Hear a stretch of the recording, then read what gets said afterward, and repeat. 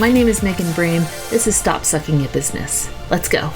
Hey, Megan here. If you don't know me, I'm a 5-time award-winning advanced digital marketing strategist and freelance writer, and I help bloggers, solopreneurs, and freelancers develop ride or die fans for life through organic marketing. So thank you for joining me today. This month, we've been talking about blogging specifically, how to make sure that you are successful as a blogger. Last week, we talked about profitable niches, and yes, we talked about how big these industries are and how much the average successful blogger makes, but we didn't really talk about how that money comes to you. And so I want to give you a couple of ideas for the ways that you can make money as a blog or as a blogger. You are not a blog. Now, you don't have to do all of these, but I do recommend you set up a strategy that creates more than one bucket of revenue for your blog, because things change all the time in the online world. Google can change their algorithm that messes with your CPM.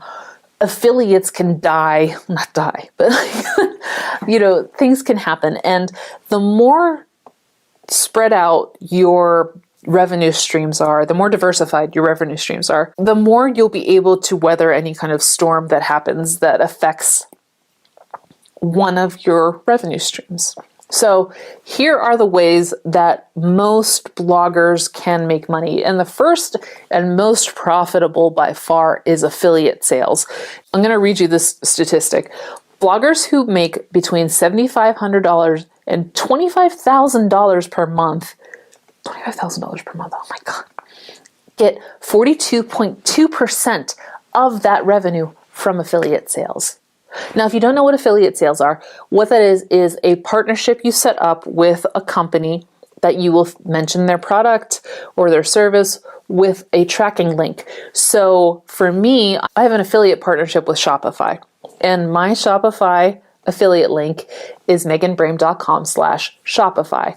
That takes you to Shopify and lets Shopify know you got there because I recommended it.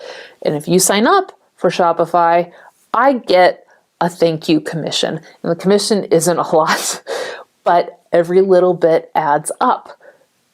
Pat Flynn from Smart Passive Income, I don't know if he does this anymore. It's been a while since I've been on his blog, but I do know that he used to write a monthly revenue report showing how much he made from affiliate sales. And he made like hundreds of thousands of dollars just from recommending things that he liked. The same can go for you too. It doesn't cost anything and shouldn't cost anything for you to sign up as an affiliate partner for a company that you like. You might have to schmooze them a little bit, especially if you're starting out and you don't have any kind of data that shows that you have an audience. But most likely you'll be able to set up that partnership, or Amazon Associates is also free and really easy to start up. Setting up that strategy is so great because blog content that's evergreen, that has affiliate links, it's just constantly generating you revenue and is so great, so easy to do. So affiliate sales, I mean, the industry stats don't lie. It's a really critical part of blogging and earning money as a blogger. Next are ads. So anytime you see a blog with ads that are video or the banners or anything like that, that's an advertising strategy. A statistic that I found is that food bloggers earn 42% of their income from ads. Also, bloggers who earn $2,000 or more a month from their blogs have an ad management relationship with Mediavine or AdThrive. And if you don't know them, they are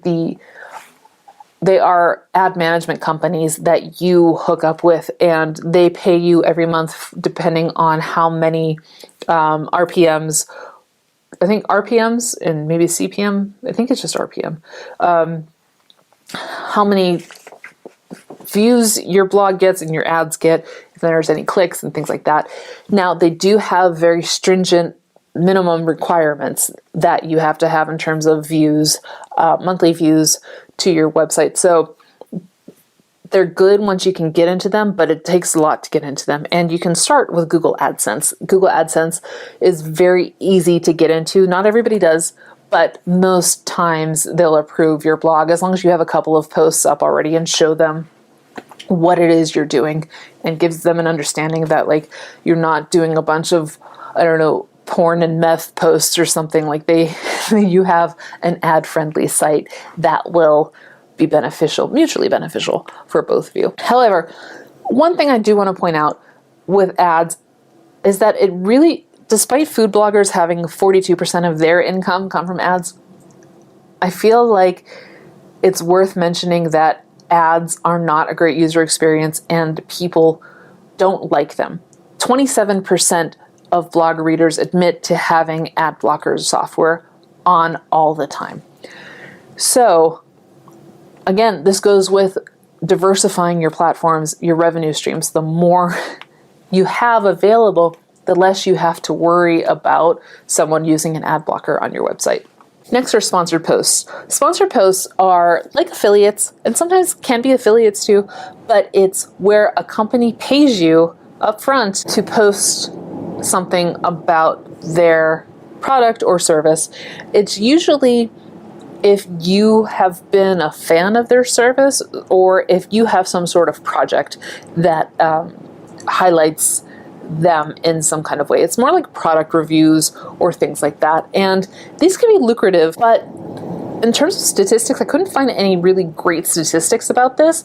So the things that I found were that content marketing, which is essentially sponsored posts, but it's other things too, is a $412.88 billion industry. So that means that companies are spending a lot on content marketing, which is where sponsored posts fall into.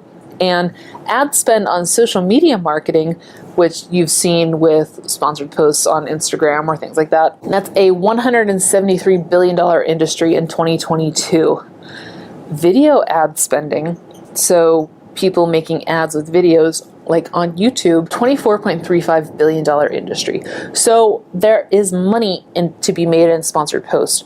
To become successful as a sponsored post maker, you have to have a community established that will be willing to listen to you talk about someone that's paid you. You have to find a way to make these interesting and not just advertisements. You have to have good stats because people want to pay for an already there audience. And I think you have to be creative about it. I think that the more willing you are to do something a little bit different, the more interested you're going to find sponsors to be. And that's not a great answer. I don't have specifics on how you can be different. But if you're able to put a spin on something, I think that kind of sets you up as worth taking a shot with, especially if you don't have really good numbers ahead of time.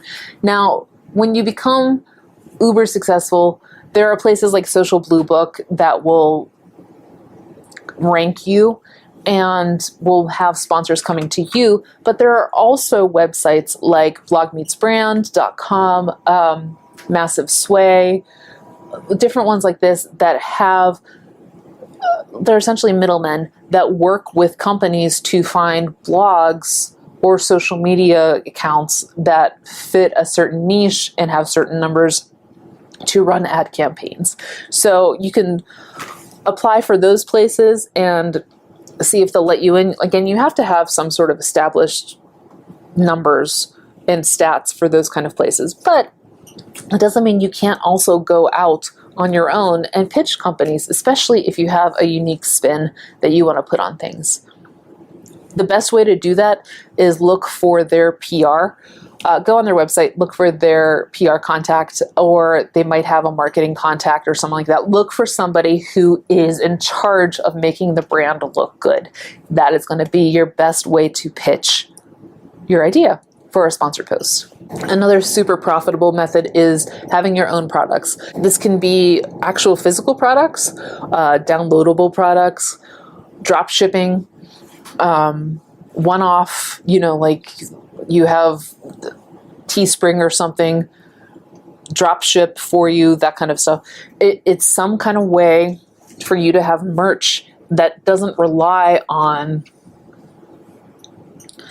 outside companies doing things for you. I mean, it does if you're doing drop shipping or something like that, but my point more is that it gives you more control. An interesting stat I found out is that 45% of bloggers who earn $50,000 or more per year sell a product or service, while only 8% of lower income bloggers do. So if you think about that, to become a successful blogger that earns at least $50,000 a year, an easy avenue to do that is to have your own product or service, where not doing that statistically seems to put you at a disadvantage towards making a livable income. So you don't have to have an entire suite of products. You don't need to have like a Sears catalog. I know I'm a millennial, I'm really old, I'm sorry, of products or services. If you only have one, that is a perfect place to jump off, because it helps you learn how to promote it and become more effective as a marketer of your own products, and it makes you become a business person. So just start with one. That's all you really have to do. And last in this pile of revenue streams is becoming an authority. And what I mean by that is setting yourself up as the creme de la creme of some sort of niche for blogging. So if you are like the credit card churning guru blogger, you're going to see more revenue because you've established yourself as that. And so what that is doing speaking gigs, selling courses, memberships, coaching, consulting, those kind of things, where you are selling your expertise. And I have no stats to prove how lucrative this is, because I don't trust any stats on this one. Everybody that I tried to source for a good statistic to show you how lucrative this is, has some skin in the game with giving you that, like they're trying to sell you a course on building courses or something like that. So you're just going to take my word for it that it is incredibly lucrative to become an authority. Now, to do this takes a lot of legwork. It takes PR to get your name out there, get you on podcasts or magazine interviews or guest posts or things like that. It takes a community behind you that someone can say, you have the social proof that you know what you're doing. It's not an easy avenue to get started in, but it can become a very lucrative avenue very quickly if you understand how to do it and you set a path towards getting you there eventually. So I hope that was beneficial for you. There are, I'm sure, more categories that I'm not thinking about because my coffee is worn off. And if you have some of those, leave a comment below and let me know them. And then I might do some research and stats for you and see if I can find some more lucrative avenues for you. But if you can leave a comment and let me know which ones I missed, I would really appreciate that. And I will see you in the next video.